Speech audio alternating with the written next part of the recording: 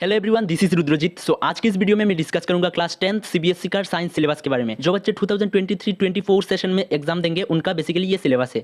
So science का जो पहला चैप्टर है वो है केमिस्ट्री से, केमिकल इक्वेशंस एंड रिएक्शंस। सो इस चैप्टर से कोई भी टॉपिक या कुछ भी रिलेटेड नहीं है, फुल चैप्टर आपको अच्छे से पढ़ना है। फिर जो सेकंड चैप्टर है वो भी है केमिस्ट्री से, एसिड बेस एंड सॉल्ट्स। सो इस चैप्टर से भी कोई भी टॉपिक या कुछ भी रिलेटेड नहीं है। फिर हमारे जो थर्ड चैप्टर है वो है मेटल्स एंड नॉन मेटल्स। इस चैप्टर से भी कोई टॉपिक या कुछ भी रिलेटेड नहीं है।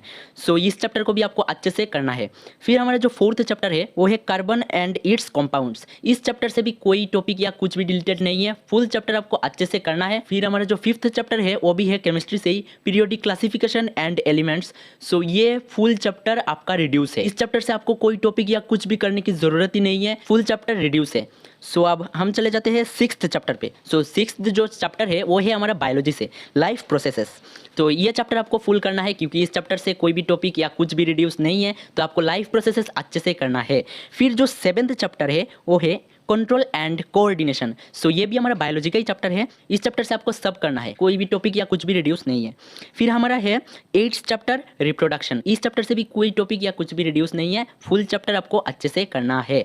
फिर जो हमारा नाइन्थ चैप्टर है वो भी है बायोलॉजी से, हेरिडिटी एंड एवोल्यूशन। सो अच्छे से समझना, इस चैप्टर से आपको सिर्फ हेरिडिटी करना है, एवोल्यूशन आपका फुल डिलीटेड है। मतलब एवोल्यूशन से कुछ भी टॉपिक आपको नहीं पढ़ना, सिर्फ और सिर्फ हेरिडिटी पढ़ना है। फिर आ जाते हैं हम फिजिक्स पे। फिजिक्स का जो चैप्टर है chapter 10th light reflection and refraction. इस चैप्टर से आपको सब पढ़ना है, सब टॉपिक पढ़ना है। लेकिन एक बात ध्यान रखना, इस चैप्टर से आपको डेरिवेशन नहीं करना है। बहुत से बच्चों को डेरिवेशन और न्यूमेरिकल में फर्क मतलब अंतर समझ नहीं आता, तो मैं बता देता हूँ। डेरिवेशन वो होता है जैसे कुछ फॉर्मूला हो गया, फॉर्मूला को प्रूफ करना, मतलब फॉर्मूला कहाँ से आया, कैसे आया, उसको प्रूफ करने को बोलते हैं डेरिवेशन। और न्यूमेरिकल है फॉर्मूला के यूज करके कोई क्वेश्चन सॉल्व करना, ये होता है हमारा न्यूमेरिकल। सो न्यूमेरिकल करना है। फिर हमारा 11th नंबर जो चैप्टर है वो है ह्यूमन आई।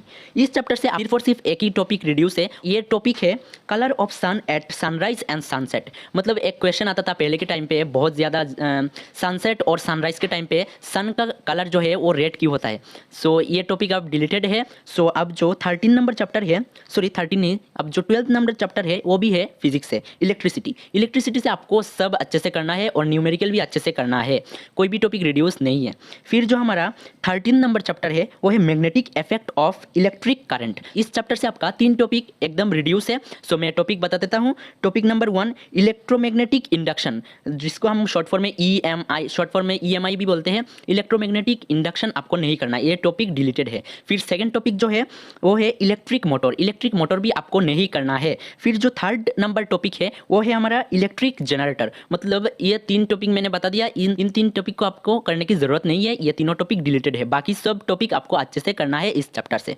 फिर हमारा जो 14th नंबर चैप्टर है वो चैप्टर है सोर्सेस ऑफ एनर्जी। ये चैप्टर फुल डिलीट है, मतलब फुल रिड्यूस है। इस चैप्टर से कोई भी टॉपिक या कुछ भी आप पढ़ना ही मत, ये चैप्टर फुल्ली एकदम डिलीटेड है। फिर हमारा जो नेक्स्ट चैप्टर है 15th number chapter our environment. ये चैप्टर आपको अच्छे से करना है क्योंकि इस चैप्टर से कोई भी टॉपिक या कुछ भी डिलीटेड नहीं है, सब अच्छे से शिद्दत से पढ़ना है इस चैप्टर को। फिर हमारा जो 16 नंबर चैप्टर है मैनेजमेंट ऑफ नेचुरल रिसोर्सेस। इस चैप्टर से कोई भी क्वेश्चन एग्जाम में नहीं आएगा। मतलब 16 number chapter only for viva, मतलब इस चैप्टर से कोई भी क्वेश्चन एग्जाम में नहीं आएगा। इस चैप्टर से कोई भी क्वेश्चन करने की जरूरत नहीं है। तो यही आपका साइंस का सिलेबस, बहुत आसानी से मैंने बताया। तो एक एक टॉपिक को अच्छे से नोट डाउन कर ले या बुक में टिक मार्क कर ले। सो आज की वीडियो के लिए बस इतना ही, मिलेंगे और एक नई वीडियो के साथ। आप कमेंट करके बताना नेक्स्ट वीडियो में आपको कौन सा सिलेबस चाहिए।